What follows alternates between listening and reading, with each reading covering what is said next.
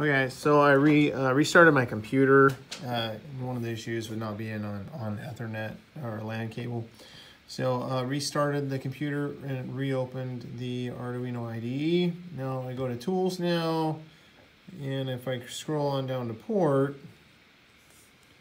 there we go. It shows the guns. All right, or the gun rather.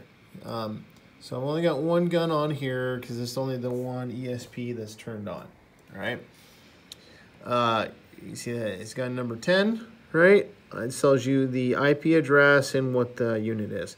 Now this is great, right? So this makes it so you can identify what gun you're updating, keep track of them, log them, write it on a piece of notepaper or something as you go through, so you don't have to duplicate them again, or just go in order and update the spreadsheet or the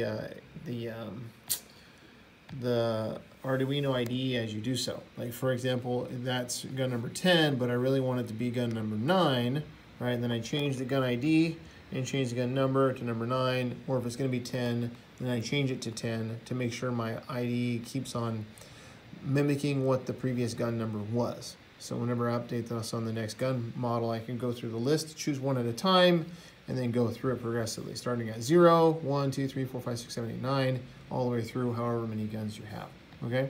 So we're gonna go ahead and connect to that port. All right, and all we have to do at that point is just hit upload. Okay, so just press the upload button. It starts running through, compiling sketch, we'll send it. So a couple things, you know, I talked about how it's important to do the LAN cable. Sometimes you'll see issues with this not working very well if your router has some firewall issues, okay? So if you're on a firewall or something and the router doesn't like doing these big packets of data and connecting and sending it back and forth the way that it does over OTA and Python, then you're going to end up having some problems with it. So kind of a tip and trick is just if the router you're using doesn't work, swap it. I've had an issue with that before, but I think plugging it in with the LAN cable helps to avoid those kinds of problems from what I've learned and done troubleshooting and just trying to make sure it all works. So yeah, just LAN cable is the best solution. It's just going to keep on going, so it's going to go and send and update this stuff to the unit or the ESP32.